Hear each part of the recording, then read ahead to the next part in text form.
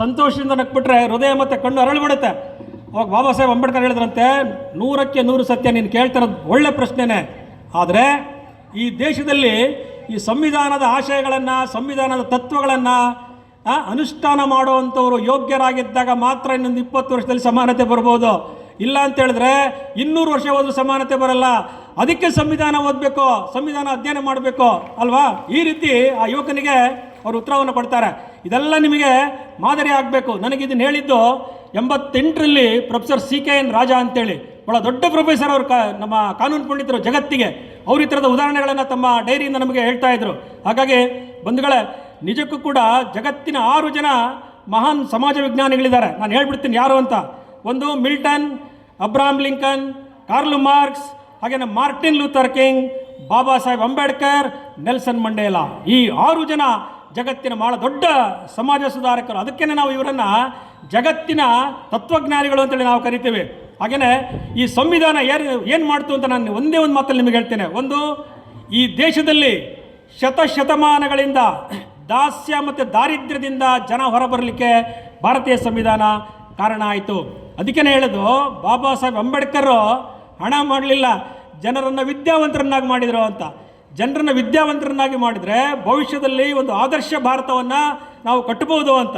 ಹಾಗೆಯೇ ಇನ್ನೊಂದು ಭಾಳ ದೊಡ್ಡ ವಿಚಾರನ ಹೇಳ್ಬಿಡ್ತೀನಿ, ತಾವೆಲ್ಲ ನೆನ್ಪಿಟ್ಕೋಬೇಕು. ಮಹಾತ್ಮ ಗಾಂಧೀಜಿ ಅಂದರೆ ಇವತ್ತು ಅಷ್ಟೇ ಪವರ್ಫುಲ್, ಆವತ್ತು ಅಷ್ಟೇ ಪವರ್ಫುಲ್. ಜಗತ್ತಿಗೆ ಒಂದು ದೇವ್ರ ಥರ ನೋಡಿದಂಥ ಕಾಲದಲ್ಲಿ ಮಹಾತ್ಮ ಗಾಂಧೀಜಿ ಅಂದರೆ ಆವತ್ತು ಸ್ವತಂತ್ರ ಹೋರಾಟದಲ್ಲಿ ಜನರು ಅವರನ್ನು ತುಂಬ ಗೌರವದಿಂದ ಕಾಣ್ತಾ ಇದ್ರು.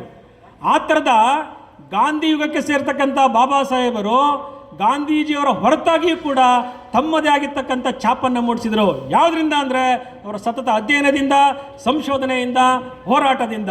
ಈ ಥರದ ವ್ಯಕ್ತಿಗಳು ನಮಗೆ ಬಹಳ ಅಪರೂಪಗಳಲ್ಲಿ ಅಪರೂಪ ಅಂತ. ಹಾಗೆಯೇ ಮುಂದುವರೆದು ಭಾಳ ಸ್ಪಷ್ಟತೆ ಇದೆ. ಸೋಷಿಯಲಿಸಮ್ ಆ್ಯಂಡ್ ಡೆಮಾಕ್ರಸಿ ಎರಡು ಅಂದರೆ ಸಮಾಜವಾದ ಮತ್ತು ಪ್ರಜಾಪ್ರಭುತ್ವ ನೆವರ್ ಗೋ ಟುಗೆದರ್ ಅಂತ ಹೇಳ್ತಾರೆ. ಎರಡು ಒಟ್ಟಿಗೆ ಹೋಗೋಕ್ಕೆ ಸಾಧ್ಯ ಇಲ್ಲ. ಅದಕ್ಕೆ ನಾನು ಹೇಳಿದ್ದು ಅಂಬೇಡ್ಕರ್ ವಿಚಾರದಲ್ಲಿ ಸ್ಪಷ್ಟತೆ ಇತ್ತು ಅಂತ. ಹಾಗೆಯೇ ಇವರು ಅಂಬೇಡ್ಕರ್ ಅವರನ್ನು is a not only Dalit leader, ಅದನ್ನು ನಾವು ಅದನ್ನು ಸೀಮಿತಗೊಳಿಸಬಾರ್ದು. Is a leader of mass ಅಂತ, ಜನ ಸಮುದಾಯದ ನಾಯಕರವರು ಇವತ್ತು ಕೂಡ is a leader of mass ಅಂತ. ಹಾಗೆಯೇ ಫಾರ್ಮೋಸ್ಟ್ ಚಾಂಪಿಯನ್ ಆಫ್ ವುಮನ್ ಅಂತ, ಹೆಣ್ಣು ಮಕ್ಕಳನ್ನು ಪ್ರಥಮ ಬಾರಿಗೆ ಸಂಘಟನೆ ಮಾಡಿದಂಥವ್ರು. ನೀವು ಓದಬೇಕು, ಬರೀ ಸಂವಿಧಾನ ಓದೋದ್ರ ಜೊತೆಗೆ ಅಂಬೇಡ್ಕರ್ ಅವರ ಜೀವನ ಚರಿತ್ರೆಯನ್ನು ಕೂಡ ಓದಬೇಕು. ನೀವು ರೋಮಾಂಚನ ಆಗತ್ತೆ. ಒಂದು, ಹೆಣ್ಣು ಮಕ್ಕಳನ್ನು ಪ್ರಥಮ ಬಾರಿಗೆ ಸಂಘಟನೆ ಮಾಡಿದರು. ಈ ದೇಶದ ರೈತರನ್ನು, ಅನ್ನದಾತರನ್ನು ಪ್ರಥಮ ಬಾರಿಗೆ ಸಂಘಟನೆ ಮಾಡಿದಂಥ ಒಬ್ಬ ಅಭೂತಪೂರ್ವ ನೇತಾರ. ದಲಿತರು, ಆದಿವಾಸಿಗಳು ಇವರನ್ನೆಲ್ಲ ಒಟ್ಟು ಮಾಡಿದಂಥ ಒಬ್ಬ ಕಾರ್ಮಿಕ ನಾಯಕ. ಅದಕ್ಕೋಸ್ಕರನೇ ಈ was A leader of man kind ಅಂತ ನಾವು ಕರಿತೀವಿ. ಈ is A leader of man kind. ಯಾರಿಗೂ ನಾವು ಈ ರೀತಿ ಕರೆಯಲ್ಲ ಬಂಧುಗಳೇ. ಹಾಗಾಗಿ ಇಂಥ ಒಬ್ಬ ಅಪರೂಪದ ಒಬ್ಬ ವ್ಯಕ್ತಿಯನ್ನು, ಸಂವಿಧಾನವನ್ನು ನಾವು ಸ್ಮರಣೆ ಮಾಡೋದೇ ನಿಜಕ್ಕೂ ಕೂಡ ನಾವು ಅವರಿಗೆ ಕೊಡುವಂಥ ಒಂದು ಗೌರವ. ಹಾಗೆಯೇ ಬಾಬಾ ಸಾಹೇಬರು ಸಾಮಾಜಿಕ ಚಳುವಳಿಗಳ ನೇತಾರರು ಅಂತ. ಇವತ್ತಿನ ಎಲ್ಲ ಚಳುವಳಿಗಳಿಗೆ ಒಂದು ಸುಭದ್ರವಾಗಿರ್ತಕ್ಕಂಥ ಮತ್ತು ರಚನಾತ್ಮಕವಾಗಿರುವಂಥ ನೆಲೆಗಟ್ಟನ್ನು ಕೊಟ್ಟಿದ್ದು ಅಂಬೇಡ್ಕರ್ ಅವರು. ಹಾಗಾಗಿ ಆ ಎಲ್ಲ ವಿಚಾರಗಳನ್ನು ಅವರು ಸಂವಿಧಾನದಲ್ಲಿ ಸೇರಿಸಿದ್ದಾರೆ. ಇನ್ನೊಂದು ಕೊನೆಯದಾಗಿ ಒಂದು 2 ನಿಮಿಷ ಮಾತಾಡ್ಬೋದಾ ಮೇಡಮ್? ಕೆಂಗಟಕ್ಕೆ. ಹಾಗೆಯೇ 1937ರಲ್ಲಿ ಬಾಂಬೆ ಅಸೆಂಬ್ಲಿನಲ್ಲಿ ಇದೆಲ್ಲ ಚೆನ್ನಾಗಿ ಕೇಳಿಸ್ಕೊಳ್ಳಿ. ಇದು ಬುದ್ಧಿವಂತ ಶಾಸಕರು ಅಂತಂದರೆ ಅಂಬೇಡ್ಕರ್, ಜಮನಾದಾಸ್ ಮುನ್ಷಿ ಮೆಹ್ತಾ ಅಂತ ಆವತ್ತಿನ ಕಾಲಕ್ಕೆ. ಸೊ ಅವರಿಗೆ ಆವತ್ತಿನ ಅಸೆಂಬ್ಲಿನಲ್ಲಿ ಸರಿಯಾಗಿ ಉತ್ತರವನ್ನು ಕೊಡುವಂಥ ವಿದ್ವತ್ತು ಇದ್ದಿದ್ದು ಬಾಬಾ ಸಾಹೇಬ್ ಅಂಬೇಡ್ಕರ್ಗೆ ಮಾತ್ರ. ಯಾಕೆ ಅಂದರೆ ಅವರ ಅಧ್ಯಯನದ ಮೂಸೆಯಿಂದ ಜಗತ್ತಿನ ಎಲ್ಲ ಸಂವಿಧಾನಗಳನ್ನು ಅಧ್ಯಯನ ಮಾಡಿದರು. ಎಂಥವರನ್ನು ಕೂಡ ರಚನಾತ್ಮಕವಾಗಿ, ಸೈದ್ಧಾಂತಿಕವಾಗಿ ಕಟ್ಟು ಹಾಕುವಂಥ ಶಕ್ತಿ ಅವರಲ್ಲಿತ್ತು. ಅದಕ್ಕೆ ನಾನು ಹೇಳಿದ್ದು, ಗಾಂಧಿ ಮತ್ತು ನೆಹರು ಅವರನ್ನು ವೈಚಾರಿಕವಾಗಿ ಎದುರಿಸಿದ್ರು ಅಂತ. ಹೀಗಾಗಿ ಆ ಥರದ ಒಂದು ಬಾಂಬೆ ಅಸೆಂಬ್ಲಿನಲ್ಲಿ ಅವರು ಒಂದು ಛಾಪನ್ನು ಮೂಡಿಸಿದ್ದಾರೆ. ಇನ್ನೊಂದು ಬಹಳ ಮಹತ್ವದ ವಿಚಾರ ಹೇಳ್ಬಿಡ್ತೀನಿ. ಯಾಕಂದರೆ ಮಾಸ್ ಲೀಡರ್ಗಳಿಗೂ ಕೂಡ ಜನ ಯಾವಾಗಲಾದರೂ ಕೂಡ ಜನಾದೇಶದಲ್ಲಿ ಏನಾದರೂ ಎಡವಟ್ಟು ಮಾಡಿಬಿಡ್ತಾರೆ ಅಂತ. ಅದಕ್ಕೇ ಕೆಲವು ಸಾರಿ ಏನಾಗುತ್ತೆ, ಪ್ರಜಾಪ್ರಭುತ್ವ ವ್ಯವಸ್ಥೆಯಲ್ಲಿ ಕೆಲವು ಸಾರಿ ಪಕ್ಷ ಸೋಲುತ್ತಂತೆ, ಕೆಲವು ಸಾರಿ ಪ್ರತಿನಿಧಿ ಪಕ್ಷ ಸೋಲ್ತಾನೆ, ಕೆಲವು ಸಾರಿ ಅಭ್ಯರ್ಥಿ ಸೋಲ್ತಾನೆ, ಕೆಲವು ಸಾರಿ ಮತದಾರನ ಸೋಲಾಗತ್ತಂತೆ. ಮತದಾರನ ಸೋಲಾಗಬಾರ್ದು. ಹಾಗೆಯೇ ಬಾಬಾ ಸಾಹೇಬ್ ಅಂಬೇಡ್ಕರ್ ಅವರು ಮಹಾರಾಷ್ಟ್ರದ ಭಂಡಾರ ಕ್ಷೇತ್ರದ ಉಪಚುನಾವಣೆ ನಡೆಯುತ್ತೆ. ಅಲ್ಲಿ ನಿಂತಾಗ ಅಲ್ಲಿ ಜನ ಅವರನ್ನು ಸೋಲಿಸ್ಬಿಡ್ತಾರೆ. ಆವಾಗ ಅವ್ರ ಅಭಿಮಾನಿಗಳು ಬಂದು ಹೇಳ್ತಾರೆ, ಸಾಹೇಬ್ರೆ ಈ ಥರ ಆಗುತ್ತೆ ಅಂತ ಗೊತ್ತಿದ್ದರೆ ನಾವು ಯಾವುದೇ ಕಾರಣಕ್ಕೂ ಈಗ ಬಿಡ್ತಿರ್ಲಿಲ್ಲ, ನಾವು ಬೇರೆ ಥರ ನಾವೇನೋ ಯೋಚನೆ ಮಾಡ್ತಾ ಇದ್ವಿ ಅಂತ ಹೇಳ್ತಾರೆ. ಅದಕ್ಕೆ ಅಂಬೇಡ್ಕರ್ ಹೇಳ್ತಾರೆ ನೋಡಿ, ಈ ಸಂವಿಧಾನವನ್ನು ಬರೆದವರೇ ನಾವು ಅಲ್ವಾ, ನನ್ನ ಜನರಿಂದ ಈ ಸಂವಿಧಾನಕ್ಕೆ ಅಪಚಾರ ಆಗುವಂಥ ಯಾವುದೇ ಕೆಲಸವನ್ನು ನೀವು ಮಾಡಬಾರ್ದು. ಜನ ಎಲ್ಲಿ ತನಕ ನನಗೆ ಸ್ವೀಕಾರ ಮಾಡಲ್ವೋ ಅಲ್ಲಿ ತನಕ ನಾನು ಸ್ಪರ್ಧೆ ಮಾಡ್ತೇನೆ ಅಂತ. ಹಾಗಾಗಿ ಕೆಲವು ಸಾರಿ ಈ ಥರದವು ಕೂಡ ಕಷ್ಟ. ಅದಕ್ಕೇ ಈ ದೇಶದಲ್ಲಿ ಮೊದಲ ಬಾರಿಗೆ ಜನಪ್ರತಿನಿಧಿಗಳಿಗೆ ತರಬೇತಿ ಕೊಡುವಂಥ ಒಂದು ತರಬೇತಿ ಶಾಲೆಯನ್ನು ಆರಂಭ ಮಾಡ್ತಾರೆ. ನೋಡಿ ಎಷ್ಟು ದೂರದೃಷ್ಟಿ ಇದೆ ಅಲ್ವಾ. ಸಾರ್ವತ್ರಿಕ ವಯಸ್ಕ ಮತದಾನ ಪದ್ಧತಿಯಿಂದ ನಾನು ಆಗ್ಬೋದು, ನೀವು ಆಗ್ಬೋದು, ಯಾರಾದರೂ ಆಗ್ಬೋದು. ಆದರೆ ಸಂಸದೀಯ ನಡಾವಳಿಗಳ ಪರಿಚಯ ಇರಬೇಕು, ಕಲಾಪ ಹೇಗೆ ನಡೆಯುತ್ತೆ ಅಂತ ಗೊತ್ತಿರಬೇಕು, ನಾನು ಹೇಗೆ ಭಾಗವಹಿಸಬೇಕು ಅಂತ ಗೊತ್ತಿರಬೇಕು. ಇದೆಲ್ಲವೂ ಕೂಡ ತರಬೇತಿಯನ್ನು ಕೊಡೋಕ್ಕೆ ಒಂದು ಸಂಸ್ಥೆಯನ್ನು ಆರಂಭ ಮಾಡ್ತಾರೆ. ಇವತ್ತದು ಇಡೀ ದೇಶಕ್ಕೆ ಮಾದರಿಯಾಗಿದೆ. ನಮ್ಮ ಸ್ಥಳೀಯ ಪಂಚಾಯತಿಯಿಂದ ಹಿಡಿದು ಉನ್ನತ ಹಂತದವರೆಗೆ ಎಲ್ಲ ಜನಪ್ರತಿನಿಧಿಗಳಿಗೆ ತರಬೇತಿಯನ್ನು ಕೊಡುವಂಥ ವ್ಯವಸ್ಥೆ ಇದೆ. ಈ ಕೀರ್ತಿ ಯಾರಿಗೆ ಸಲ್ಲಬೇಕು? ಬಾಬಾ ಸಾಹೇಬ್ ಅಂಬೇಡ್ಕರ್ಗೆ ಸಲ್ಲಬೇಕು. ಅದಕ್ಕೆ ಅವರು ಸಂದರ್ಭದಲ್ಲಿ ಹೇಳ್ತಾರೆ, ನಾಯಕನಾಗೋದು ತುಂಬ ಕಷ್ಟ ಅಂತೆ. ಅವ್ರ ಅನುಭವದಲ್ಲಿ ಹೇಳ್ತಾರೆ, ನಾಯಕನಾಗೋದು ತುಂಬ ಕಷ್ಟ, ಎಲ್ಲರನ್ನೂ ನಾವು ಮೆಚ್ಚಕ್ಕಾಗಲ್ಲ, ಆದರೆ ಅದನ್ನು ಎದುರಿಸಿದವನೇ ನಿಜವಾದಂಥ ನಾಯಕ ಅಂತ. ಅದು ತಮ್ಮ ಅನುಭವದಿಂದ ಅವ್ರು ಹೇಳ್ತಾರೆ ಬಂಧುಗಳ. ಅದಕ್ಕೋಸ್ಕರ ಒಂದು ಹೊಸ ಸಂವಿಧಾನದಲ್ಲಿ ಇದು ಇಟ್ ಇಸ್ ವೆರಿ ಇಂಟ್ರೆಸ್ಟಿಂಗ್, ಇದನ್ನು ತಿಳ್ಕೊಳ್ಳಿ.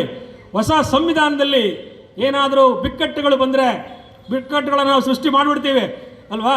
ಹೊಸ ಸಂವಿಧಾನದಲ್ಲಿ ಏನಾದರೂ ಬಿಕ್ಕಟ್ಟುಗಳು ಬಂದರೆ ಅದಕ್ಕೆ ಸಂವಿಧಾನ ಹೊಣೆ ಅಲ್ಲ, ಆದರೆ ಮನುಷ್ಯನ ಸಂಕುಚಿತ ಪ್ರವೃತ್ತಿಯ ಪರಿಣಾಮ ಅದು ಅಂತ. ಹಾಗಾಗಿ ನಾನು ಹೇಳಿದ್ದು, ಭಾರತೀಯ ಸಂವಿಧಾನ ದುರ್ಬಲ ಅಲ್ಲ, ಭಾರತೀಯ ಸಂವಿಧಾನ ಎಲ್ಲೂ ಸೋತಿಲ್ಲ. ಇನ್ನೂ ಒಂದು ಶತಮಾನ ಆದರೂ ಕೂಡ ಈ ಸಂವಿಧಾನಕ್ಕೆ ಯಾವುದೇ ಧಕ್ಕೆ ಇಲ್ಲ.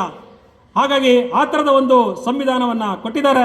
ಹಾಗೆ ಕೊನೆಯದಾಗಿ ಡಾಕ್ಟರ್ ಬಾಬಾ ಸಾಹೇಬ್ ಅಂಬೇಡ್ಕರ್ ಅವರ ವಿಚಾರಗಳ ಮೂಲದಲ್ಲಿ ಇದ್ದದ್ದು ಶುದ್ಧವಾದ ಭಾರತೀಯತೆ, ಇಂಡಾಲಜಿ ಅಂತ ನಾವು ಕರಿತೀವಿ ಅದನ್ನು, ಪರಿಶುದ್ಧವಾದಂಥ ಒಂದು ಭಾರತೀಯತೆ. ಅದಕ್ಕೆ ಮಾನವ ಧರ್ಮವೇ ತಳಹದಿ ಅಂತ. ಬಂಧುಗಳೇ, ಸಮಾಜವನ್ನು ಜಡತೆಯಿಂದ ಚೈತನ್ಯದ ಕಡೆಗೆ ತಂದಿದ್ದು ನಮ್ಮ ಸಂವಿಧಾನ, ಅದರ ರೂವಾರಿ ಬಾಬಾ ಸಾಹೇಬ್ ಅಂಬೇಡ್ಕರ್. ಅದಕ್ಕೋಸ್ಕರ ಅಂಬೇಡ್ಕರ್ ಅವರಿಗೆ ಕೊನೆಯದಾಗಿ ಒಂದು ಮಾತು ಹೇಳಿ ಮುಗಿಸ್ಬಿಡ್ತೀನಿ. ಭಾಳ ಮಹಾನ್ ನಾಯಕರು ಜನರ ಚಪ್ಪಾಳೆಗಿಂತ ಆತ್ಮಸಾಕ್ಷಿಯ ಧ್ವನಿಯನ್ನು ಕೇಳಬೇಕಂತೆ. ಹಾಗೆ ಬಾಬಾ ಸಾಹೇಬ್ ಅಂಬೇಡ್ಕರ್ ಜನರ ಚಪ್ಪಾಳೆಗಿಂತ ಆತ್ಮಸಾಕ್ಷಿಯ ಧ್ವನಿಯನ್ನು ಕೇಳಿದ್ರಿಂದ ಇವತ್ತು ಕೂಡ ಎಲ್ಲರ ಹೃದಯದಲ್ಲಿದ್ದಾರೆ, ಜನಮಾನಸದಲ್ಲಿದ್ದಾರೆ ಅಲ್ವಾ. ಹಾಗಾಗಿ ಮಹಾನ್ ವ್ಯಕ್ತಿಗಳ ಅಪರೂಪ, ಮಹಾನ್ ಲೇಖಕರು ಅಪರೂಪ, ಹೋರಾಟಗಾರರು ಅಪರೂಪ. ಆದರೆ ಮಹಾನ್ ವ್ಯಕ್ತಿ, ಸಂವಿಧಾನ ತಜ್ಞ, ಕಾನೂನು ಪಂಡಿತ, ಸಮಾಜ ಸುಧಾರಕ ಎಲ್ಲವೂ ಆಗಿದ್ದು ಅಂಬೇಡ್ಕರ್ ಅಪರೂಪಗಳಲ್ಲಿ ಅಪರೂಪ. ಹಾಗಾಗಿ ನಾವು ಈ ದೇಶದ ಸಂವಿಧಾನದ ತತ್ವಗಳನ್ನು ಅನುಷ್ಠಾನ ಮಾಡೋದೇ ನಿಜವಾದಂಥ ಗೌರವ ಬಾಬಾ ಸಾಹೇಬರೇ ಕೊಡುವಂಥದ್ದು ಅಂತ ಹೇಳ್ತಾ, ಇಂಥ ಒಂದು ಸಂದರ್ಭದಲ್ಲಿ ನಮ್ಮ ತಾಲೂಕು ಆಡಳಿತ, ವಿವಿಧ ಎಲ್ಲ ಇಲಾಖೆಗಳು ಇಂಥ ಒಂದು ಅರ್ಥಪೂರ್ಣ ಸಮಾರಂಭವನ್ನು ಸಂಘಟನೆ ಮಾಡಿ ಮತ್ತೊಂದು ಸರಿ ನಾವು ನಮ್ಮ ಸಂವಿಧಾನವನ್ನು, ಬಾಬಾ ಸಾಹೇಬರ ಕೊಡುಗೆಯನ್ನು ಸ್ಮರಣೆ ಮಾಡೋದಕ್ಕೆ ಅವಕಾಶ ಮಾಡಿಕೊಟ್ಟದ್ದಕ್ಕಾಗಿ ತುಂಬ ಗೌರವದಿಂದ ತಾಲೂಕು ಆಡಳಿತಕ್ಕೆ, ಮಾನ್ಯ ಶಾಸಕರಿಗೆ ಮತ್ತು ವಿಶೇಷವಾಗಿ ನನ್ನ ವಿದ್ಯಾರ್ಥಿಗಳು, ನನಗೆ ಭಾಳ ಸಂತೋಷ ಇದೆ. ಭಾಳ ಸೀರಿಯಸ್ ಆಗಿ ನಾವು ತಾವು ಕೇಳಿದ್ದೀರಿ ಅಲ್ವಾ. ಈ ವಿಚಾರದಲ್ಲಿ ಯಾವುದೇ ವಿದ್ಯಾರ್ಥಿಗೆ ಏನೇ ಮಾಹಿತಿ ಬೇಕಿದ್ರೂ ನಾನು ನಿಮಗೆ ಕೊಡೋದಕ್ಕೆ ತಯಾರಿದ್ದೀನಿ. ನಮ್ಮಲ್ಲಿ ಎಲ್ಲ ವಿದ್ಯಾರ್ಥಿಗಳು ನಿನ್ನೆ ಒಂದು 28 ತಂಡಗಳು ಸರ್, ಮಾನ್ಯ ಶಾಸಕರು, ನಿನ್ನೆ ನಾವು ಈ ಸಂವಿಧಾನದ ಬಗ್ಗೆ, ಅಂಬೇಡ್ಕರ್ ಬಗ್ಗೆ ಒಂದು ಕ್ವಿಜ್ ಮಾಡಿದ್ದೀವಿ ಸರ್. 28 ತಂಡದವರು ಭಾಗವಹಿಸಿದ್ರು, ದಾಖಲೆ 28 ತಂಡದವರು ಭಾಗವಹಿಸಿ ಅವರೆಲ್ಲ ಬಹುಮಾನವನ್ನು ನಾವು ಅವರಿಗೆ ಘೋಷಣೆ ಮಾಡಿದ್ದೇವೆ. ಅದನ್ನು ನಾವು ಉದ್ಘಾಟನಾ ಸಮಾರಂಭದಲ್ಲಿ ನಮ್ಮ ವಿದ್ಯಾರ್ಥಿಗಳಿಗೆ ಕೊಡ್ತೇವೆ. ಎಲ್ಲ ನಮ್ಮ ಅಧ್ಯಾಪಕರಲ್ಲಿ ಸಕ್ರಿಯವಾಗಿ ಭಾಗವಹಿಸಿದ್ದಾರೆ. ಈ ರೀತಿ ಸಂವಿಧಾನದ ಅರಿವನ್ನು ಮೂಡಿಸೋದು ಅಂದರೆ ಬರೀ ಭಾಷಣ ಅಲ್ಲ, ಸಂವಾದ, ಲೇಖನ, ಚರ್ಚೆ, ಪ್ರಶ್ನೆ ಇವೆಲ್ಲವನ್ನು ನಾವು ಮಾಡೋದ್ರ ಮೂಲಕ ನಾವು ಸಂವಿಧಾನದ ನಿಜ ಅರ್ಥವನ್ನು ತಿಳ್ಕೊಳ್ಳೋಣ ಅಂತ ಹೇಳ್ತಾ, ಮತ್ತೊಮ್ಮೆ ನನ್ನೆಲ್ಲ ಪ್ರೀತಿಯ ವಿದ್ಯಾರ್ಥಿಗಳಿಗೆ, ಬೇರೆ ಬೇರೆ ಕಾಲೇಜುಗಳಿಂದ ಬಂದಿರತಕ್ಕಂಥ ಎಲ್ಲ ನನ್ನ ಯುವ ಮನಸ್ಸುಗಳಿಗೆ, ವಿಶೇಷವಾಗಿ ನಮ್ಮ ರೋವರ್ಸ್ ಮತ್ತು ರೇಂಜರ್ಸ್ ವಿದ್ಯಾರ್ಥಿಗಳು ತುಂಬ ಅಚ್ಚುಕಟ್ಟಾಗಿ ಸಮಾರಂಭವನ್ನು ಸಂಘಟನೆ ಮಾಡಿದ್ದಾರೆ. ಮತ್ತು ಮಾಧ್ಯಮ ಮಿತ್ರರಿಗೆ, ಮಾನ್ಯ ಶಾಸಕರಿಗೆ ಮತ್ತೊಮ್ಮೆ ನಾನು ತುಂಬ ಕೃತಜ್ಞತೆಯಿಂದ ವಂದಿಸಿ ನನ್ನ ವಿಚಾರಗಳಿಗೆ ವಿರಾಮ ಕೊಡ್ತಾ ಇದ್ದೀನಿ. ಜೈ ಹಿಂದ್, ಜೈ ಅಂಬೇಡ್ಕರ್, ಜೈ ಭಾರತೀಯ ಸಂವಿಧಾನ. ದೇಶದ ಸಂವಿಧಾನದ ಆಶಯಗಳಿಗೆ ಅನುಗುಣವಾಗಿ ಆರಂಭ ಮಾಡಿದಂಥ ಗೌರವಾನ್ವಿತ DG ಶಾಂತನಗೌಡ ಸರ್ ಅವರೇ, ಹಾಗೆಯೇ ಈ ಕಾರ್ಯಕ್ರಮದಲ್ಲಿ ಉಪಸ್ಥಿತರಿರುವ ಘನತೆವೆತ್ತ ಉಪವಿಭಾಗಾಧಿಕಾರಿಗಳಾದಂಥ ಚನ್ನಪ್ಪ ಸರ್ ಅವರೇ, ಹಾಗೆ ತಾಲೂಕು ಆಡಳಿತದ ಎಲ್ಲ ಇಲಾಖೆಗಳ ಮುಖ್ಯಾಧಿಕಾರಿಗಳೇ, ವಿಶೇಷವಾಗಿ ಅಂಬೇಡ್ಕರ್ ಮತ್ತು ಭಾರತೀಯ ಸಂವಿಧಾನದ ತತ್ವಗಳನ್ನು ಜನಸಮುದಾಯದ ಜೊತೆಗೆ ರಾಯಭಾರಿಗಳಾಗಿ ತಲುಪಿಸುವಂಥ ಭಾಳ ಪ್ರಾಮಾಣಿಕ ಕೆಲಸವನ್ನು ಮಾಡ್ತಾ ಇರ್ತಕ್ಕಂಥ ದಲಿತ ಸಂಘಟನೆ ಹಾಗೂ ವಿವಿಧ ಸಂಘ ಸಂಸ್ಥೆಗಳ ಎಲ್ಲ ಪದಾಧಿಕಾರಿಗಳೇ, ಹಾಗೆಯೇ both electronic and print media ಮಾಧ್ಯಮ ಮಿತ್ರರೇ, ಅಂಬೇಡ್ಕರ್ ಅವ್ರಿಗೂ ಮಾಧ್ಯಮಕ್ಕೂ ಅವಿನಾಭಾವವಾಗಿರ್ತಕ್ಕಂಥ ಒಂದು ಸಂಬಂಧ. ಹಾಗಾಗಿ ಅವ್ರದ್ದು ಕೂಡ ಭಾಳ ದೊಡ್ಡ ಜವಾಬ್ದಾರಿ ಇದೆ. ಹಾಗೆ ನನ್ನ ಪ್ರೀತಿಯ ವಿದ್ಯಾರ್ಥಿಗಳೇ, ನಾವೀಗಾಗಲೇ ಬೆಳಗ್ಗೆ ಸುಮಾರು 1,000 ಜನ ವಿದ್ಯಾರ್ಥಿಗಳು ನಮ್ಮ ಕಾಲೇಜಿನಲ್ಲಿ ಪ್ರತಿಜ್ಞಾ ವಿಧಿಯನ್ನು ಬೋಧನೆ ಮಾಡಿ ಭಾರತೀಯ ಸಂವಿಧಾನದ ಏನು ಪ್ರಸ್ತಾವನೆ ಇದೆ, ಪೀಠಿಕೆ ಇದೆ, ಅದನ್ನು ಅನಾವರಣ ಮಾಡಿ ಕಾರ್ಯಕ್ರಮವನ್ನು ಮುಗಿಸ್ಕೊಂಡು ನಮ್ಮ ವಿದ್ಯಾರ್ಥಿಗಳು ಬಂದಿದ್ದಾರೆ. ಹಾಗೆ ಬೇರೆ ಬೇರೆ ಕಾಲೇಜುಗಳಿಂದ ಬಂದಿರತಕ್ಕಂಥ ಎಲ್ಲ ನನ್ನ ಯುವ ಮನಸ್ಸುಗಳೇ, ಒಂದು 20 ನಿಮಿಷ ನೀವು ನನ್ನ ಕಡೆ ನಿಮ್ಮ ಕಿವಿಗಳನ್ನು ಕೊಡಿ. ಮುಂದಿನ 2 ದಶಕಗಳು ನೀವು ಚಿಂತನೆ ಮಾಡುವಂಥ ವಿಚಾರಗಳನ್ನು ನಿಮಗೆ ಕೊಡ್ತೇನೆ. ಮಧ್ಯದಲ್ಲಿ ಯಾರು ದಯಮಾಡಿ ಮಾತಾಡಬೇಡಿ. ಹಿಂದೆ ಕೂತಿರ್ತಕ್ಕಂಥ ವಿದ್ಯಾರ್ಥಿಗಳು ಅಷ್ಟೇ ದಯಮಾಡಿ ಈ ಕಡೆ ಗಮನ ಹರಿಸಬೇಕು. ಇದು ಸಂವಿಧಾನಕ್ಕೆ ಬಾಬಾ ಸಾಹೇಬ್ ಅಂಬೇಡ್ಕರ್ ಅವರಿಗೆ ಗೌರವವನ್ನು ಕೊಡ್ತಕ್ಕಂಥ ದಿನ ಅಂತೇಳಿ ನಾವೆಲ್ಲರೂ ಕೂಡ ತುಂಬ ಸಂತೋಷದಿಂದ ಇಲ್ಲಿ ಸೇರಿಕೊಂಡಿದ್ದೀವಿ ಬಂಧುಗಳೇ. ಹಾಗಾಗಿ ಈ ಸಂವಿಧಾನ ದಿನದ ಮಹತ್ವವನ್ನು ಮತ್ತು ಈ ಸಂವಿಧಾನ ದಿನವನ್ನು ಯಾಕೆ ಆಚರಣೆ ಮಾಡಬೇಕು ಅನ್ನೋದ್ರ ಬಗ್ಗೆ ಭಾಳ ದೊಡ್ಡ ಒಂದು ಒಳ್ಳೆಯ ಇತಿಹಾಸ ಇದೆ. ಹಾಗಾಗಿ ಡಾಕ್ಟರ್ BR ಅಂಬೇಡ್ಕರ್ ಸಾಹೇಬರ 125ನೇ ಜನ್ಮ ಜಯಂತಿಯಂದು ಅಂದರೆ 2015ರಲ್ಲಿ ಸರ್ಕಾರ ನವೆಂಬರ್ 26ನೇ ದಿನವನ್ನು ನಾವು ಸಂವಿಧಾನ ದಿನವನ್ನಾಗಿ ಆಚರಣೆ ಮಾಡೋದ್ರ ಮೂಲಕ ಬಾಬಾ ಸಾಹೇಬರಿಗೆ ಗೌರವಿಸಬೇಕು, ಭಾರತೀಯ ಸಂವಿಧಾನದ ಆಶಯಗಳನ್ನು ನಾವು ಅರಿವು ಮೂಡಿಸಬೇಕು. ಈ ಥರದ ಒಂದು ಗುರುತರವಾಗಿರ್ತಕ್ಕಂಥ ಜವಾಬ್ದಾರಿಯನ್ನು ನಾವು ಭಾರತೀಯರು ನಿಭಾಯಿಸಬೇಕು ಅಂತಕ್ಕಂಥ ಸಂದರ್ಭದಲ್ಲಿ ಸಂವಿಧಾನ ರಚನಾ ಸಭೆಯಲ್ಲಿ ಸುಮಾರು 250ಕ್ಕೂ ಹೆಚ್ಚು ಸದಸ್ಯರಿದ್ದರು.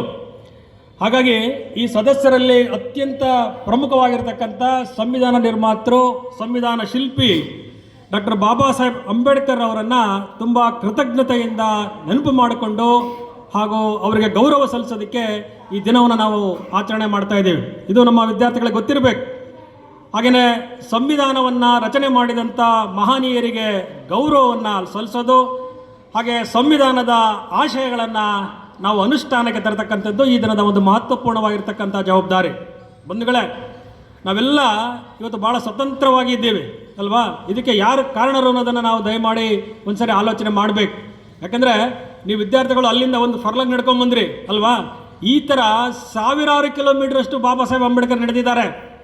ಶಿಕ್ಷಣಕ್ಕೋಸ್ಕರ, ಅರಿವಿಗೋಸ್ಕರ, ಅನ್ನಕ್ಕೋಸ್ಕರ, ಸ್ವಾಭಿಮಾನಕ್ಕೋಸ್ಕರ ಇಡೀ ದೇಶವನ್ನೇ ಸಂಚಾರ ಮಾಡಿದ್ದಾರೆ. ಹಾಗಾಗಿ ಅವರು ನಮ್ಮ ವಿದ್ಯಾರ್ಥಿಗಳಿಗೆ ಇವತ್ತು ಆದರ್ಶ ಆಗಬೇಕು. ಈ ಸಂವಿಧಾನ ದಿನದ ಮಹತ್ವ ಅಂತಂದರೆ, ಒಂದು ಸಂವಿಧಾನ ಮತ್ತು ಡಾಕ್ಟರ್ ಬಾಬಾ ಸಾಹೇಬ್ ಅಂಬೇಡ್ಕರ್ ಒಂದು ನಾಣ್ಯದ 2 ಮುಖಗಳಿದ್ದಾಗೆ.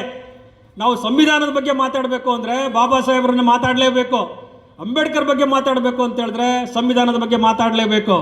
ಇದರ ಒಂದು ಗೈರು ಹಾಜರಿನಲ್ಲಿ ಯಾವುದು ಕೂಡ ನಾವು ಪರಿಪೂರ್ಣ ಆಗಲ್ಲ.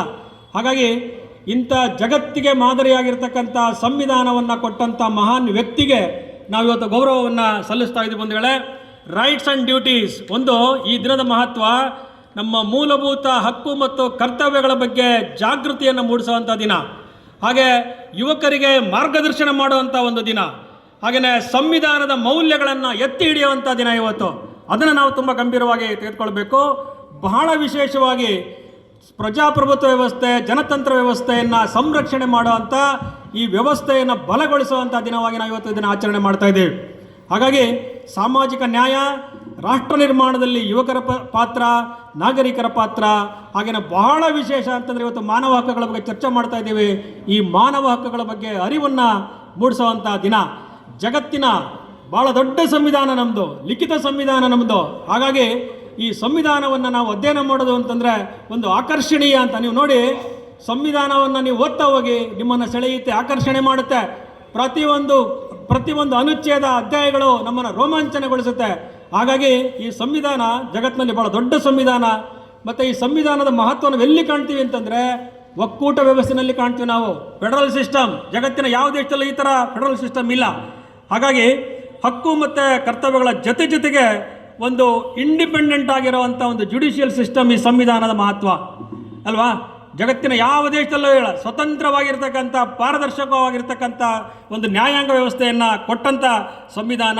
ಹಾಗೆಯೇ ಬಡವರ, ಶೋಷಿತರ ಧ್ವನಿ ಈ ದೇಶದ ಸಂವಿಧಾನ. ಹಾಗಾಗಿ ಈ ಸಂವಿಧಾನದ ಮಹತ್ವವನ್ನು ನಾವು ತುಂಬ ಗಂಭೀರವಾಗಿ ತೆಗೆದುಕೊಳ್ಬೇಕು. ಮತ್ತು ಇನ್ನೊಂದು ಭಾಳ ವಿಶೇಷ ಅಂತಂದರೆ, ಡೆಮೋಕ್ರೆಟಿಕ್ ಸೆಟಪ್ನಲ್ಲಿ, ನಮ್ಮ ಜನತಂತ್ರ ವ್ಯವಸ್ಥೆಯಲ್ಲಿ ಜನ ಬರ್ತಾರೆ, ಜನ ಹೋಗ್ತಾರೆ, ಸರ್ಕಾರ ಬರುತ್ತೆ, ಸರ್ಕಾರ ಹೋಗುತ್ತೆ, ಆದರೆ ಸಂವಿಧಾನ ಶಾಶ್ವತ ಅಂತ. ಇದು ಬಾಬಾ ಸಾಹೇಬ್ ನಮಗೆ ಕೊಟ್ಟಿರೋವಂಥದ್ದು.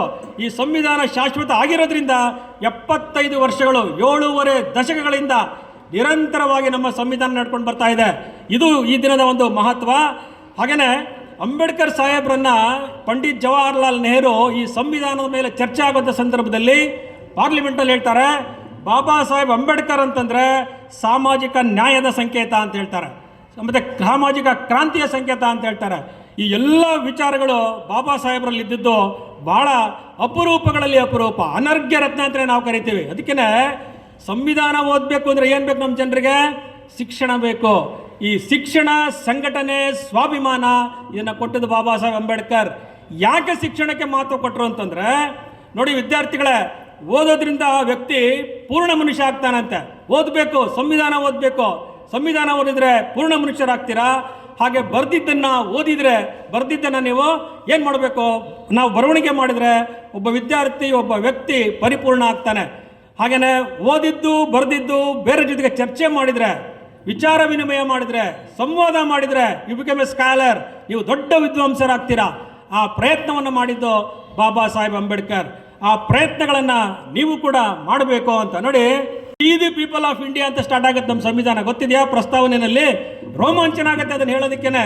ಅದಕ್ಕೆ ಈ ಥರದ ಸಂವಿಧಾನದ ಅರಿವು ಇಲ್ಲ ಅಂತ ಹೇಳಿದ್ರೆ ಮುಂದಿನ ದಿನಗಳಲ್ಲಿ ಭಾಳ ಕಷ್ಟ ಆಗತ್ತೆ ಬಂಧುಗಳೇ. ಸ್ವತಂತ್ರ ಸಾಮಾಜಿಕ ನ್ಯಾಯದ ಪರಿಕಲ್ಪನೆಗಳನ್ನು, ಲೈಕ್ ಮಲ್ಟಿಲಿಂಗಲ್ ಕಂಟ್ರಿ, ಈ ದೇಶ ಭಾಳ ವರ್ಣಮಯ ವೈವಿಧ್ಯಮಯವಾಗಿದೆ. ಹಲವು ಧರ್ಮ, ಜಾತಿ, ಬುಡಕಟ್ಟು ಜನಾಂಗ ಇವರೆಲ್ಲರಿಗೂ ಅನ್ವಯ ಆಗುವಂಥ ಒಂದು ಸಂವಿಧಾನ ರಚನೆ ಮಾಡೋದು ಅಷ್ಟು ಸುಲಭ ಇರಲಿಲ್ಲ. ದೊಡ್ಡ ಟಾಸ್ಕ್ ಇತ್ತು ಅವತ್ತು. ಆದರೆ ಇಡೀ ದೇಶದ ಸಮಗ್ರ ಜನರಿಗೆ ಅನ್ವಯ ಆಗುವಂಥ ಒಂದು ಸಂವಿಧಾನವನ್ನು ರೂಪಿಸಿದಂಥ ಕೀರ್ತಿ ಬಾಬಾ ಸಾಹೇಬರಿಗೆ ಸಲ್ಲಬೇಕು ಬಂಧುಗಳೇ. ಹಾಗಾಗಿ ಇವತ್ತು ಇನ್ನೊಂದು ಭಾಳ ವಿಶೇಷನ ಹೇಳ್ಬಿಡ್ತೀನಿ ನಾನು. ಕರೇಜ್ ಆ್ಯಂಡ್ ಕ್ಲಾರಿಟಿ ಆ್ಯಂಡ್ ಫಾರ್ಸೈಟ್ನೆಸ್ ಅಂತ ನಾವು ಕರಿತೀವಿ. ಈ ದೇಶದ ಸಂವಿಧಾನದಲ್ಲಿ ಬಡ ಜನರಿಗೆ, ಶೋಷಿತರಿಗೆ ಧೈರ್ಯ ತುಂಬಿದೆ. ಇದು ಕರೇಜ್ ಆ್ಯಂಡ್ ಕ್ಲಾರಿಟಿ.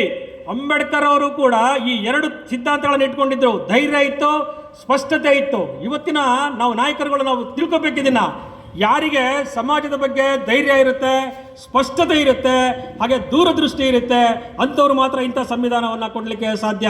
ಹಾಗಾಗಿ ಅಂಬೇಡ್ಕರ್ ಅಂತ ಹೇಳಿದ್ರೆ ಸರ್ವಕಾಲಿಕ ನಾಯಕರು ಅಂತ. ಭಾರತದ ಬೆಳಕಲ್ಲ ಇವರು, ಜಗದ ಬೆಳಕು ಅಂತೇಳಿ ವಿಶ್ಲೇಷಣೆ ಮಾಡ್ತಾರೆ ಇವತ್ತು. ಹಾಗಾಗಿ ಇಂಥ ಒಂದು ಸಂವಿಧಾನವನ್ನು ಕೊಡೋದ್ರ ಮೂಲಕ ಶೋಷಿತರು, ಪರಿಶಿಷ್ಟ ಜಾತಿ, ಜನಾಂಗ, ಅಲ್ಪಸಂಖ್ಯಾತರು, ವಿಶೇಷವಾಗಿ ನಮ್ಮ ಹೆಣ್ಣು ಮಕ್ಕಳು, ನಮ್ಮ ಸಹೋದರಿಯರನ್ನು ಅಕ್ಷರ ಲೋಕಕ್ಕೆ ಕನೆಕ್ಟ್ ಮಾಡಿದ್ದು ಭಾರತೀಯ ಸಂವಿಧಾನ. ಹೀಗಾಗಿ ಈ ಸಂವಿಧಾನದ ಶ್ರೇಷ್ಠತೆಯನ್ನು ನಾವು ಅಲ್ಲಿ ಕಾಣ್ಬೋದು. ಮತ್ತು ಇನ್ನೊಂದು ಭಾಳ ದೊಡ್ಡ ಅಂಶ ಅಂತಂದರೆ ನೆಹರು ಮತ್ತು ಗಾಂಧೀಜಿಯವರನ್ನು ಸೈದ್ಧಾಂತಿಕವಾಗಿ ಎದುರಿಸುವಂಥ ಶಕ್ತಿ ಬಾಬಾ ಸಾಹೇಬ್ ಅಂಬೇಡ್ಕರ್ಗಿತ್ತು. ಇದು ತುಂಬ ವೈಚಾರಿಕವಾದಂಥ ಒಂದು ವಿಚಾರ. ಹಾಗೆಯೇ ವ್ಯಕ್ತಿಗಿಂತ ದೇಶ ಮುಖ್ಯ ಅಂತ ಪ್ರತಿಪಾದನೆ ಮಾಡಿದ್ದು ಬಾಬಾ ಸಾಹೇಬ್ ಅಂಬೇಡ್ಕರ್. ಅದನ್ನು ನಮ್ಮ ಸಂವಿಧಾನದಲ್ಲಿ ತೋರಿಸ್ಕೊಟ್ಟಿದ್ದಾರೆ ಅವರು. ಹಾಗೆಯೇ ಎಲ್ಲೂ ಕೂಡ ಆತ್ಮವಂಚನೆಗೆ ಒಳಗಾಗಲಿಲ್ಲ. ಹಾಗೆಯೇ ಸ್ಥಾಪಿತ ವ್ಯವಸ್ಥೆಯ ವಿರುದ್ಧ ಹೋರಾಟ ಮಾಡುವಂಥ ಶಕ್ತಿಯನ್ನು, ಚೈತನ್ಯವನ್ನು ಭಾರತೀಯ ಸಂವಿಧಾನ ಕೊಟ್ಟಿದೆ. ಆವತ್ತಿನ ಕಾಲಕ್ಕೆ ಶತಶತಮಾನಗಳಿಂದ ಇದ್ದಂಥ ವ್ಯವಸ್ಥೆಯನ್ನು ಅಷ್ಟು ಸುಲಭ ಅಲ್ಲ ಬದಲಾವಣೆ ಮಾಡೋದು, ಸುಧಾರಣೆ ಮಾಡೋದು. ಅದಕ್ಕೇ ಬಾಬಾ ಸಾಹೇಬ್ ಅಂಬೇಡ್ಕರನ್ನು ಜಾಗತಿಕ ಸಮಾಜ ಸುಧಾರಕ ಅಂತ ನಾವು ಕರಿತೀವಿ. ಆ ಎಲ್ಲ ವಿಚಾರಗಳನ್ನು ಸಂವಿಧಾನದಲ್ಲಿ ಅಳವಡಿಸಿದ್ದಾರೆ. ಹಾಗೆಯೇ ವಿಶೇಷವಾಗಿ ದಲಿತರು, ಶೋಷಿತರು, ಕೆಳವರ್ಗದವರು ಮೊದಲ ಬಾರಿಗೆ ಅವರನ್ನು ಶಿಕ್ಷಣದ ಮೂಲಕ ಮಾತನಾಡಿಸ್ತಾರೆ. ನೋಡಿ, ಇದು ಭಾಳ ವಿಶೇಷ. ಜಗತ್ತಿನ ಎಲ್ಲ ಸಮಸ್ಯೆಗಳಿಗೆ ಪರಿಹಾರ ಯಾವುದು? ಶಿಕ್ಷಣ. ಅಂತ ಶಿಕ್ಷಣವನ್ನು ನಮ್ಮ ಸಂವಿಧಾನದಲ್ಲಿ ಸೇರಿಸಿದ್ದಾರೆ. ಬಾಯಿ ಮುಚ್ಕೊಂಡು ಕೂತಿರೋ ಅಂತ, ಮಾತನಾಡೋದೇ ಒಂದು ಅಪರಾಧ ಅಂತೇಳಿ ಇದ್ದಂಥ ಸಂದರ್ಭದಲ್ಲಿ ಜನರಲ್ಲಿ ಜಾಗೃತಿಯನ್ನು ಮೂಡಿಸ್ತಾರೆ. ಹಾಗೆಯೇ ನಾವು ಅಂಬೇಡ್ಕರ್ ಅವರನ್ನು ಜನ ಸಮುದಾಯದ ಮೊದಲ ಚಾಲಕ ಶಕ್ತಿ ಅಂತ ನಾವು ಕರಿತೀವಿ. ಭಾರತೀಯ ಸಂವಿಧಾನ ಜನ ಸಮುದಾಯದ ಮೊದಲ ಚಾಲಕ ಶಕ್ತಿ. ಹಾಗೆಯೇ ಅಂಬೇಡ್ಕರ್ ಅವರು ಹುಟ್ಟು ಹಾಕಿದಂಥ ಚಳುವಳಿ ಜಾತಿಯನ್ನು ಮೀರಿದ ಚಳುವಳಿ. ಇದು ನಮಗೆ ಇವತ್ತು ಬೇಕಾಗಿರುವಂಥದ್ದು. ಜಾತಿಯನ್ನು ಮೀರಿದ ಚಳುವಳಿಯನ್ನು ಹುಟ್ಟಾಕಿದ್ರಿಂದ ಸಂವಿಧಾನದಲ್ಲಿ ಅದೇ ಥರದ ಅಂಶಗಳನ್ನು ಸೇರಿಸಿದ್ದಾರೆ. ಹಾಗೆಯೇ ನಮ್ಮ ಭಾರತೀಯ ಸಂವಿಧಾನದ ಇನ್ನೊಂದು ವಿಶೇಷತೆ ಅಂದರೆ ರಾಜಕೀಯ ಬದಲಾವಣೆಯನ್ನು ತರದ ಯಾವುದೇ ಹೋರಾಟ ಕ್ರಾಂತಿ ಆಗಲ್ಲ. ಯಾವುದಾದ್ರೂ ಒಂದು ಹೋರಾಟ ಕ್ರಾಂತಿ ಆಗಬೇಕು ಅಂದರೆ ಬದಲಾವಣೆಯನ್ನು ತರಬೇಕು. ವಿದ್ಯಾರ್ಥಿಗಳು ಹಾಗೆಯೇ ಬನ್ನಿ ಈ ಕಡೆ ಬನ್ನಿ ಪ್ಲೀಸ್, ಈ ಕಡೆ ಬನ್ನಿ. ಅಂಬೇಡ್ಕರ್ ಅವರ ಚಳುವಳಿ ಆಕಸ್ಮಿಕ ಅಲ್ಲ. ಅಂದರೆ ಕೆಲವು ಚಳುವಳಿಗಳು ಹೇಗೆ ಹುಟ್ಕೊಳ್ಳುತ್ತೆ ಸಮಾಜದಲ್ಲಿ? ಹುಟ್ಕೊಳ್ಳುತ್ತೆ ದೋಸ್ ಆರ್ ಸಪ್ರೆಸ್ಡ್, ಡಿಪ್ರೆಸ್ಡ್ ಅಲ್ವಾ? ಯಾರು ಶೋಷಣೆಗೊಳಗಾಗ್ತಾರೆ ಅಂಥವರಿಂದ ಚಳುವಳಿ ಹುಟ್ಕೊಳ್ಳುತ್ತೆ. ಕೆಲವು ಸರಿ ಆಕಸ್ಮಿಕವಾಗಿ ಲಾಟ್ರಿ ಹೊಡೆದ್ಬಿಡುತ್ತೆ. ಆದರೆ ಬಾಬಾ ಸಾಹೇಬರು ಮಾಡಿದಂಥ ಚಳುವಳಿ ಆಕಸ್ಮಿಕ ಅಲ್ಲ, ಜನರಿಂದ ಜನರಿಗಾಗಿ, ಜನರಿಗೋಸ್ಕರ ಮತ್ತು ಜಾತಿಯನ್ನು ಮೀರಿದ ಹಾಗೆಯೇ ವೈಚಾರಿಕ ನೆಲೆಗಟ್ಟಿನಲ್ಲಿ ಪ್ರಾಮಾಣಿಕವಾಗಿ ಹೋರಾಟ ಮಾಡಿದ್ದರ ಫಲವಾಗಿ ಇವತ್ತು ಇಂಥ ಒಂದು ಸಂವಿಧಾನ ರೂಪುಗೊಂಡಿದೆ ಅಂತ. ಹಾಗಾಗಿ ಬಂಧುಗಳೇ, ಇನ್ನೊಂದು ಸಮಕಾಲೀನ ಭಾರತದ ಶ್ರೇಷ್ಠ ಚಿಂತಕರಾಗಿದ್ದರಿಂದ ಇಂಥ ಒಂದು ಆಲೋಚನೆ ಬಂತು. ಯಾರು ಪ್ರಚಲಿತ ವಿದ್ಯಮಾನಗಳನ್ನು ಸರಿಯಾಗಿ ಗ್ರಹಿಸ್ತಾರೋ ಅಂಥವರು ಮಾತ್ರ ಇಂಥ ಸಂವಿಧಾನವನ್ನು ಕೊಡಲಿಕ್ಕೆ ಸಾಧ್ಯ. ರಾಜಕೀಯ ಮುತ್ಸದ್ದಿಯಾಗಿ ಭುವನದ ಭಾಗ್ಯ ಅಂತ ನಮ್ಮ ಭಾರತದ ಕರ್ಮಭೂಮಿನಲ್ಲಿ ಅಂಬೇಡ್ಕರ್ ಅವರು ಜನಿಸೋದಕ್ಕೆ ನಾವು ಕೂಡ ಪುಣ್ಯ ಮಾಡಿದ್ವಿ, ಈ ಭೂಮಿನೂ ಕೂಡ ಪುಣ್ಯ ಮಾಡಿತ್ತು. ಹಾಗಾಗಿ ಇದನ್ನು ನಾವು ಭುವನದ ಭಾಗ್ಯ ಅಂತ ನಾವು ಕರಿತೀವಿ. ಅಸಮಾನತೆ, ಅಸ್ಪೃಶ್ಯತೆ, ಜಾತೀಯತೆಯ ವಿರುದ್ಧ ಹೋರಾಟ ಮಾಡಿದ್ದು ಅಪರೂಪಗಳಲ್ಲಿ ಅಪರೂಪ ಅಂತ. ನೀವು ನಮ್ಮ ನಿರೂಪಣೆ ಮಾಡೋರು ಒಂದು ಅಂಶವನ್ನು ನಿಮ್ಮ ಗಮನಕ್ಕೆ ತಂದರು, ಹೇಳ್ಬಿಡ್ತೀನಿ ನಾನು. ಯಾರಿಗೆ ಮಾನಸಿಕ ಸ್ವಾತಂತ್ರ್ಯ ಇರೋದಿಲ್ವೋ, ಯಾವ ದೇಶದಲ್ಲಿ ಯಾವ ರಾಜಕೀಯ ವ್ಯವಸ್ಥೆಯಲ್ಲಿ ಮಾನಸಿಕ ಸ್ವಾತಂತ್ರ್ಯ ಇರೋದಿಲ್ವೋ ಅವನು ಜೀವಂತವಾಗಿದ್ದರೂ ಕೂಡ ಬಂಧನದಲ್ಲಿದ್ದಂಗೆನೆ ಅಲ್ವಾ? ನಾವು ಆಲೋಚನೆ ಮಾಡಬೇಕು, ನಮ್ಮ ವಿಚಾರಗಳನ್ನು ಮುಕ್ತವಾಗಿ ಹೇಳಬೇಕು, ಹಂಚ್ಕೋಬೇಕು ಅಂತಂದರೆ ವ್ಯಕ್ತಿಗೆ ಮಾನಸಿಕ ಸ್ವಾತಂತ್ರ್ಯ ಬೇಕು. ಇಲ್ಲ ಅಂತಂದರೆ ನಾವು ಗುಲಾಮರೇ. ಆ ಥರದ ಗುಲಾಮಗಿರಿಯಿಂದ ಹೊರಬರಲಿಕ್ಕೆ ನಮ್ಮ ಭಾರತೀಯ ಸಂವಿಧಾನ ನಮಗೆ ತುಂಬ ಮುಕ್ತವಾದಂಥ ಅವಕಾಶ ಕೊಟ್ಟಿದೆ. ಅದಕ್ಕೋಸ್ಕರನೇ ಇದೊಂದು ಜನಸಾಮಾನ್ಯರ ಸಂವಿಧಾನ ಅಂತ ಕರೀತಾರೆ. ಯಾವ ಸಂವಿಧಾನಕ್ಕೂ ಈ ರೀತಿ ಟೈಟ್ಲ್ ಇಲ್ಲ. ಭಾರತೀಯ ಸಂವಿಧಾನ ಅಂತಂದರೆ ಸಾಮಾನ್ಯ ಜನರ ಸಂವಿಧಾನ ಅಂತ. ಹಾಗೆಯೇ ಆತ್ಮವಿಶ್ವಾಸ ಮೂಡಿಸಿದಂಥ ಸಂವಿಧಾನ. ಜನರಲ್ಲಿ ಆವತ್ತಿನ ಕಾಲಕ್ಕೆ ಆತ್ಮವಿಶ್ವಾಸ ಮೂಡಿಸ್ತು. ನೋಡಿ, ಸ್ವಾತಂತ್ರ್ಯ ಹೋರಾಟ ನಮ್ಮನ್ನು ಭಾವನಾತ್ಮಕವಾಗಿ ಒಂದು ಮಾಡಿದರೆ, ಸಂವಿಧಾನ ನಮ್ಮನ್ನು ಶಾಸನಬದ್ಧವಾಗಿ ದೇಶವನ್ನು ಒಂದು ಮಾಡಿತು. ಹಾಗಾಗಿ ಪ್ರತಿಯೊಬ್ಬರಲ್ಲಿ ಆತ್ಮವಿಶ್ವಾಸವನ್ನು ಮಾಡಿದೆ. ಹಾಗೆಯೇ ಶಾಂತಿಯಿಂದ ಬಂದಿರುವಂಥ ಸಂವಿಧಾನ ನಮ್ಮದು, ಕ್ರಾಂತಿಯಿಂದ ಬಂದಿರುವಂಥ ಸಂವಿಧಾನ ಅಲ್ಲ. 7.5 ದಶಕಗಳ ಕಾಲ ಈ ಸಂವಿಧಾನ ನಿರಂತರವಾಗಿ ಬಂದಿದೆ. ನೋಡಿ, ನಮ್ಮ ನೆರೆಯ ರಾಷ್ಟ್ರಗಳಲ್ಲಿ ಏನಾಗಿದೆ ಅಂತ ತಾವು ನೋಡಬೇಕು. ರಾತ್ರೋರಾತ್ರಿ ರಾಜಕೀಯ ವಿಪ್ಲವ ಆಗಿದೆ, ರಾಜಕೀಯ ಕ್ರಾಂತಿ ಆಗಿದೆ. ಆದರೆ ನಮ್ಮ ದೇಶದಲ್ಲಿ ನಿರಂತರವಾಗಿ, ಅನೂಚನವಾಗಿ, ಅನನ್ಯವಾಗಿ ಕಳೆದ 75 ವರ್ಷಗಳಿಂದ ಸಂಸದೀಯ ಮಾದರಿಯ ಪ್ರಜಾಪ್ರಭುತ್ವ ವ್ಯವಸ್ಥೆಯನ್ನು ಉಳಿಸ್ಕೊಂಡು ಬಂದಿರೋದು ಈ ದೇಶದ ಸಂವಿಧಾನದ ಬಹಳ ದೊಡ್ಡ ಸಾಧನೆ. ಇದನ್ನು ನಾವು ಕೊಂಡಾಡಬೇಕು. ಹಾಗೆಯೇ ಚುನಾವಣೆಗಳು, ಜನಗಣತಿ ಇವೆಲ್ಲವೂ ಕೂಡ ಎಲ್ಲ ತುರ್ತು ಪರಿಸ್ಥಿತಿ ಮತ್ತು ಕೋವಿಡ್ ಇಂಥ ಸಂದರ್ಭದಲ್ಲಿ ಹೊರತುಪಡಿಸಿದರೆ ತುಂಬ ಕರಾರುವಕ್ಕಾಗಿ ಮಾಡಿರುವಂಥ ಸಂವಿಧಾನ. ಹಾಗೆಯೇ ಈ ಥರದ ಶ್ರೇಷ್ಠತೆಯನ್ನು ನಾವು ಬೇರೆ ಎಲ್ಲೂ ಕೂಡ ಕಾಣಲಿಕ್ಕೆ ಸಾಧ್ಯ ಇಲ್ಲ. ನಾನು ಒಂದೇ ಒಂದು ಉದಾಹರಣೆ ಹೇಳ್ಬಿಡ್ತೀನಿ, ಎಲ್ಲ ಯುವಕರು ಗಮನಿಸಬೇಕು. ಬಾಬಾ ಸಾಹೇಬ್ ಅಂಬೇಡ್ಕರ್ ಅವರು ಈ ದೇಶದ ಪ್ರಥಮ ಕಾನೂನು ಮಂತ್ರಿ ಆದಾಗ ಬಾಂಬೆಯಿಂದ, ಮಹಾರಾಷ್ಟ್ರದಿಂದ ಡೆಲ್ಲಿಗೆ ಹೋದಂಥ ಸಂದರ್ಭದಲ್ಲಿ ನಿಮ್ಮ ಥರ ಒಬ್ಬ ಯುವಕ, ಒಂದು ಆಸೆಗಣ್ಣಿನ ಯುವಕ ಆಗ್ತಾನೆ, ಹದಿಹರೆಯದ ಯುವಕ, LLB ಪದವಿ ಮುಗಿಸಿ ಸಾಹೇಬ್ರನ್ನು ನೋಡೋಕೆ ಹೋಗ್ತಾನೆ. ಅವರು ಅವತ್ತು ಪ್ರಥಮದ ಬಾರಿಗೆ ಸಂಸತ್ತಿಗೆ ಹೋಗ್ತಾ ಇರ್ತಾರೆ. ಅವರು ಬಾ ನನ್ನ ಜೊತೆ ಕಾಲಲ್ಲೇ ಬಾರಪ್ಪ, ನಾನು ಏನು ಕೇಳಬೇಕು ಅಲ್ಲಿ ಕೇಳು, ನಾನು ಮಾತಾಡ್ತೀನಿ, ನನಗೆ ಸಮಯ ಇಲ್ಲ. ಯಾಕಂದರೆ ಬಾಬಾ ಸಾಹೇಬರು ಶಿಸ್ತು ಮತ್ತು ಸಮಯಕ್ಕೆ ಭಾಳ ಪ್ರಾಮುಖ್ಯತೆಯನ್ನು ಕೊಟ್ಟಂಥವ್ರು. ಆ ಹುಡುಗ ವಿದ್ಯಾರ್ಥಿ ಹೇಳ್ತಾನೆ, ಕಾನೂನು ಪದವಿ ಓದಿರುವಂಥ ವಿದ್ಯಾರ್ಥಿ, ಸಾಹೇಬ್ರೆ ನೀವು ಭಾರತೀಯ ಸಂವಿಧಾನವನ್ನು ಬರೆದಿದ್ದೀರಂತೆ, ಸಮಾನತೆ ಇದೆಯಂತೆ, ಆರ್ಥಿಕ ಸಮಾನತೆ, ಮೀಸಲಾತಿ ಇದೆ ಅಂತೆ, ಲಿಂಗ ತಾರತಮ್ಯ ಹೋಗಿದೆ ಅಂತೆ, ಅಸ್ಪೃಶ್ಯತೆ ಹೋಗಿದೆ ಅಂತೆ, ಈ ಥರದ್ದೆಲ್ಲ ವಿಚಾರಗಳನ್ನು ತಾವು ಸೇರಿಸಿದ್ದೀರಂತೆ. ಹಾಗಿದ್ರೆ ಇನ್ನೊಂದು 20 ವರ್ಷದಲ್ಲಿ ಈ ದೇಶದಲ್ಲಿ ಸಮಾನತೆ ಬಂದ್ಬಿಡುತ್ತಲ್ವಾ ಸರ್ ಅಂತೇಳಿ ಆ ಯುವಕ ತುಂಬ ಆಸೆಯಿಂದ, ಭರವಸೆಯಿಂದ ಸಾಹೇಬ್ರನ್ನ ಕೇಳ್ತಾನಂತೆ. ಅವಾಗ ಬಾಬಾ ಸಾಹೇಬ್ ತುಂಬ ಹೇಳ್ತಾರಂತೆ, ತುಂಬ ಚೆನ್ನಾಗಿ ಉತ್ತರ ಹೇಳ್ತಾರಂತೆ. ಫಸ್ಟು ನಗ್ತಾರಂತೆ ಅವರು, ಇವನು ಮಾತನ್ನು ಕೇಳಿ ನಗ್ತಾರಂತೆ ಅಂಬೇಡ್ಕರ್ ಅವರು. ಆಗ ಆ ವಿದ್ಯಾರ್ಥಿ ಕೇಳ್ತಾನಂತೆ, ಏನು ಸರ್ ನಾನು ಇಂಥ ಸೀರಿಯಸ್ ವಿಚಾರ ಹೇಳ್ತಾ ಇದ್ದೀನಿ, ನೀವು ನಗ್ತಾ ಇದ್ದೀರಾ? ಯಾಕಂದರೆ ನಗುವಿನಲ್ಲಿ ಭಾಳ ವಿಧ ಇದ್ದಾವೆ.